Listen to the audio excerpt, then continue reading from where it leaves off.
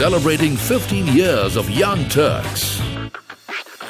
Welcome back to this edition of Young Turks, India's longest-running show on startups. We turn 16.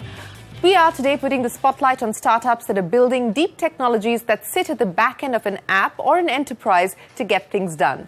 In this segment, we bring you the story of Spherical Defence, a startup founded by two 24-year-olds that's changing the way banks are defending themselves against hacks.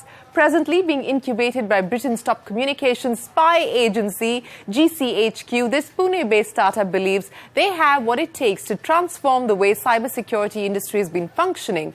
Here's the Spherical Defence story.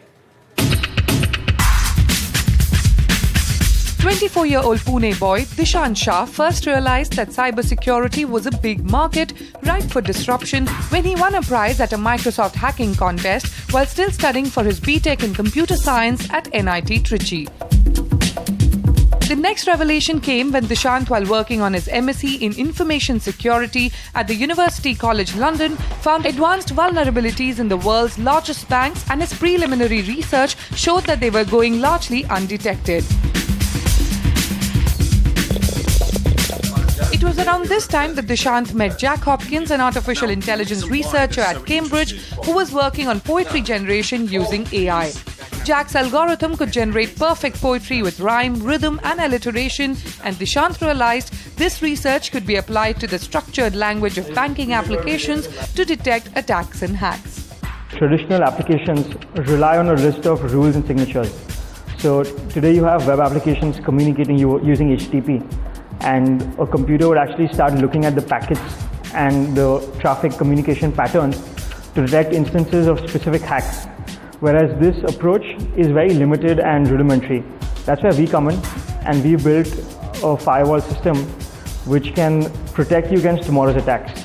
We're using artificial intelligence to model the communication patterns between the client and the server, and it follows the whitelisting model.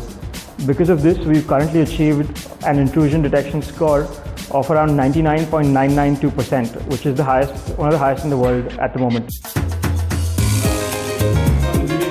The duo started working on this deep learning security system formally in December 2016 and built up a small team in Pune to get things off the floor.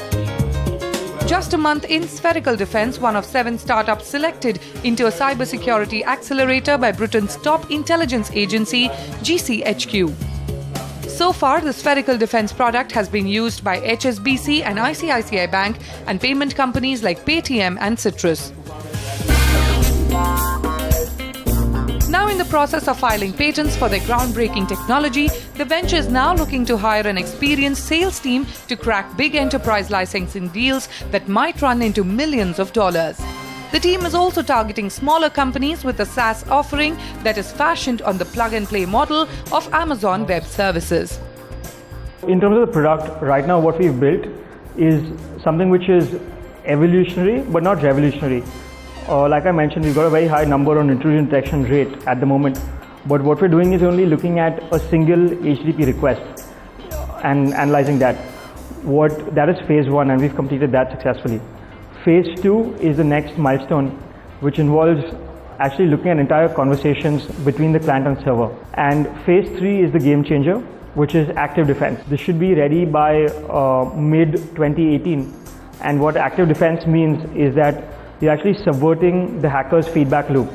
So every time a hacker attacks your system reveals certain information about the attacker. So the analogy is if there's a glass window and if you're using a hammer and trying to break it, you'll see cracks. What if you could mask those cracks?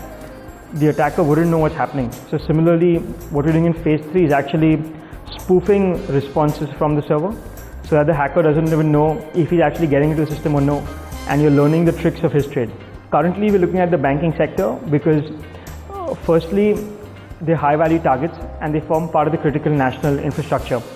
Whereas, as we proceed, we want to start looking at sectors like the legal sector, the pharmaceutical sector, wherever you have high value of information.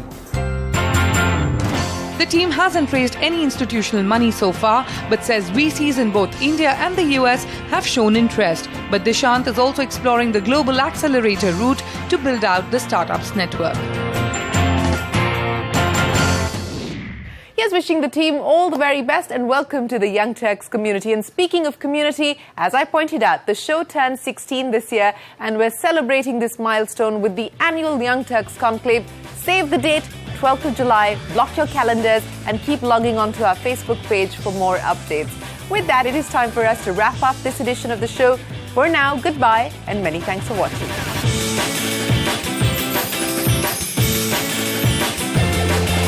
Celebrating 15 years of Young Turks.